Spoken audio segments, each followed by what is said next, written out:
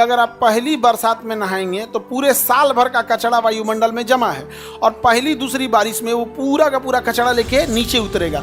और अगर पहली बरसात में नहा लिए तो लंबा वाला खजुआट होगा, ऐसे ऐसे खजुआएंगे। जो आपने सब्जियां बो रखी हैं खुले खेत में, इन बेचारों का क्या होगा। अब ले ये लोग, खीरा में जो पानी है, ककड़ी में पानी है, इस सब में जो भी पानी, फल में तो ज्यादातर 90% से ज्यादा भाग क्या होता है, पानी ही होता है। अगर आप प्रदूषित ही कर दीजिएगा तो आप फल भी जो खाएंगे अब वो सुरक्षित रह जाएगा। हम लोग को जो पानी पीना चाहिए उसका pH 7 से ज्यादा होना चाहिए, अगर हम ड्रिंकिंग वाटर को रखना है तो।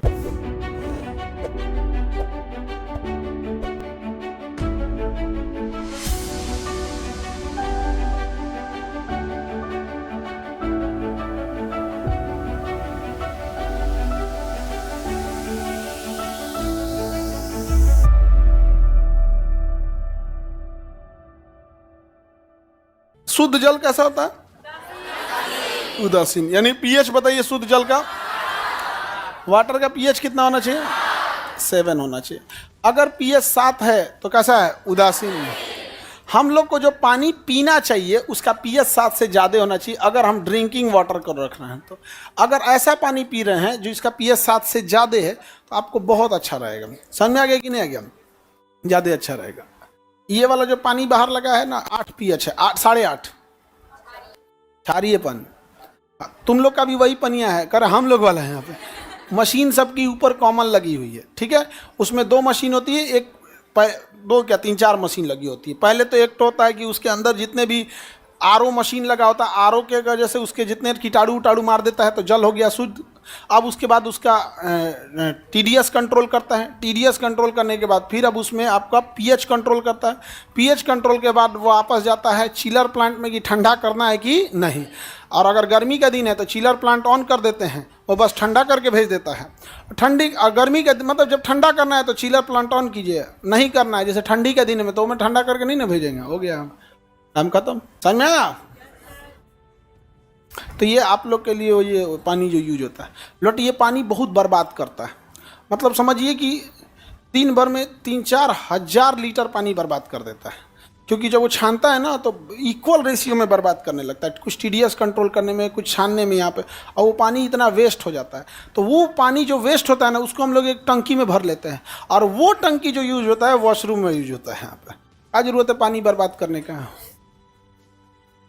तो आप लोग का पानी एकदम शुद्ध है। यहाँ पर सोच रहा हम लोग को कह रहा था कि आपकी कोचिंग में व्यवस्था ठीक नहीं है।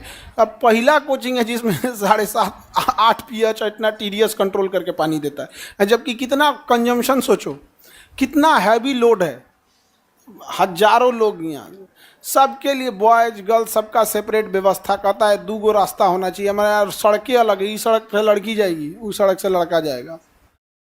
आप लोग को कभी भीड़ लगता होगा ना लड़की लोग में, तो आपको गेट तक छोड़ के आता होगा। जब कभी ज़्यादा भीड़ लग जाता होगा तो गेट तक। और बच्चे भी कोऑपरेट करते होंगे, कुछ कुछ साइड रुक जाते होंगे, कोऑपरेट करते हैं। उसके बाद वो क्या कहता है कि व्यवस्था ठीक नहीं है।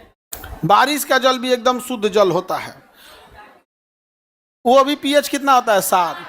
लेकिन हमारे वायुमंडल में धूल उड़ रहा है, आंधी उड़ रही है, कोई चूल्हा जलेले है, कोई शमशान घाट में किसी लाश को फूंक रहा है, ग्लोबल वार्मिंग है, इतनी मोटरसाइकिलों से धुआं निकल रहा है, होटल से धुआं निकल रहा है, सब हो रहा है कि नहीं हो रहा है।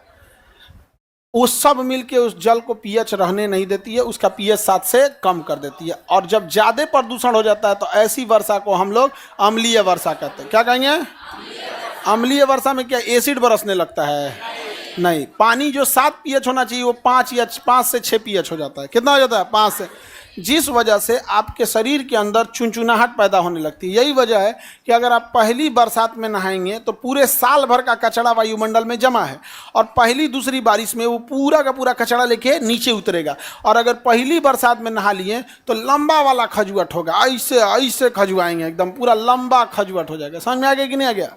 तो इसलिए पहली बरसात में नहीं नहाना चाहिए। इसलिए कभी नहीं देखिएगा कि कोई हीरो या कोई समझदार इंसान कहेगा कि भीग जाने दे पहली बरसात में। ये महिला ही हीरोइने गाएगी, भीग जाने दे पहली बरसात में। जो भीग जो और आधा का खजुआट होगा ना, जो नहीं तो भीग जो पहली बरसात में नहाइएगा। अब मना करने जाइएगा तुम। ना कौन सी बारिश में? अम्लीय वर्षा में। और आप लोग कब नहाएंगे? 3-4 बारिश जब हो जाएगा तब। समझ में आ गया कि नहीं आएगा? सारा वायुमंडल का कचरा लेके कोई चला जाएगा, उसके बाद आप नहाएगा। गांव देहात के लोगों को साइंटिफिकली भले पता नहीं था, बट एक्सपीरियंस ज़्यादा था, इसलिए गांव में आप कभी भी बरसात में नहा के आइएगा ना, तो दादा बाबा अगर घर में हैं तो फिर डांटेंगे कि घरे नहाओ, तो घर पे दोबारा नहवाते हैं, ताकि आप जो नहा के आए हो प्राकृतिक रूप से आपने नहाने से ज़्यादा प्रकृति का एंजॉय किया है, प्रकृति को देखा है कि प्राकृतिक वर्षा कैसी होती है, लेकिन वो शुद्ध नहीं है, इसलिए घरे क्या किया जाता है? नहाना जरूरी हो जाता है, क्योंकि अम्लीय वर्षा होती है। अब देखिए, आप तो नहा लिए अम्लीय वर्षा में, अब जरा सोचो, जो आपने सब्जियां बो रखी हैं खुले खेत में, आलू टमाटर जो भी सब्जी है, जो भी फसल है, जो हम लोग खा रहे हैं, गेहूं है, चावल है, ये है, इन बेचारों का क्या होगा? ये तो नहीं हो सकते। अब ये एक तो ये इनके ऊपर गिरेगा तो इनको नुकसान करेगा अम्लीय वर्षा, क्योंकि पीएच 5.5 से 6 के आसपास हो गया, जमीन में जाएगा तो जमीन को अम्लीय कर देगा, और वही पानी मजबूरी में इन्हें खींचना पड़ेगा, क्योंकि तरबूजा में जो पानी आप खा रहे हैं वो पानी को जो में टोटी से भरे थे कि जमीनवा से खींचा था, जमीन से खींचा था। अब ले ये लोग खीरा में जो पानी है, ककड़ी में पानी है, इस सब में जो भी पानी, फल में तो ज़्यादातर 90% से ज़्यादा भाग क्या होता है? पानी ही होता है, पानी ही मेन भाग होता है उसका। अगर आप प्रदूषित ही कर दीजिएगा तो आप फल भी जो खाएंगे अब वो सुरक्षित रह जाएगा। अब उसकी मजबूरी है भाई, आप अम्लीय डाले हो तो कितना साफ करेगा वो? धीरे धीरे धीरे वो भी क्या हो जाएगा? अम्लीय हो जाएगा। तो हम लोग अम्लीय वर्षा से परेशान हैं। सर, भस्म, क्षार, लवण तीनों कहते हैं, परिभाषा बता दीजिए। कब पूछ रहे हैं, थोड़ा भी ध्यान नहीं दे रहे हैं बच्चे पर। तुम बच्चा नहीं, उदंड बच्चा है, अभी हम अम्ल पढ़ा रहे हैं और तुम कह रहा है क्षार और लवण की परिभाषा बता दीजिए।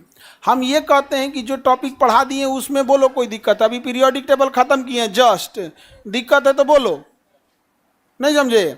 अब तुम आगे आगे समझोगे कि पहले तुम ही को पढ़ा दें, तो ऐसा नहीं ना होगा, पहले हमको सबको पढ़ाना है, उसी हिसाब से ले चलेंगे। अभी तो हम क्या बता रहे हैं? अम्ल, बारिश वगैरह, तब तो सीजन ही आ गया। अभी अभी वो जहाज पे बिजली गिर गया नीचे उतरने के टाइम, इंडिगो एयरलाइन पूरा फूट गया आगे का हिस्सा, और उसमें बैठे लोग डर गए पूरा भयानक। और जो नौसिखिया होगा ना, वो 2 साल तक अब जहाज में नहीं बैठेगा, 2-3 साल तक, जितना नौसिखिया होगा सब यहाँ पर, एकदम भयानक, एकदम हैवी टर्बुलेंस होता है। मम्मी मेरी फ्लाइट पे बैठी थी तो हम पहले ही समझा दिए थे, मम्मी थोड़ा सा ये सब जर्किंग उर्किंग हचका मारते रहता है, तो टर्बुलेंस कर रहा था, तो मम्मी को कोई दिक्कत नहीं था। फिर बाबू तो बोलबे किया है, इतना बड़का जहाज है, इतना झटका ना मारे तो क्या होगा? उनको टर्बुलेंस, पूरा लोग परेशान कि भाई, मतलब जो रेगुलर सफ़र करने वाला है उसको पता है कि भाई ये सब झटका उटका नहीं मार, उसमें चाय रख देंगे तो नहीं छलकेगा, इतना स्मूथ उड़ता है, और झटका मार रहा था। अब पूरा ऐसे ऐसे झटका मार रहा है, लोग डर जाते हैं। अब मम्मी आराम से एकदम, हम पूछेंगे मम्मी टर्बुलेंस से कोई दिक्कत? इतना बड़का जहाज है, तनी झटका नहीं मारे? तनी सा टेम्पू में बैठो तो मार झोर के रख देता है। ये तो इतने बड़का जहाज है यहाँ पे, टेम्पू से लेकिन कम मार रहा था। हाँ,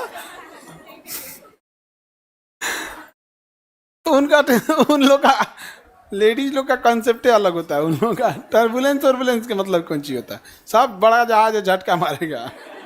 आगे बढ़े। तो बारिश का पानी अम्लीय होता है, तो इससे ज्यादा नुकसान हम लोग को या फसल को?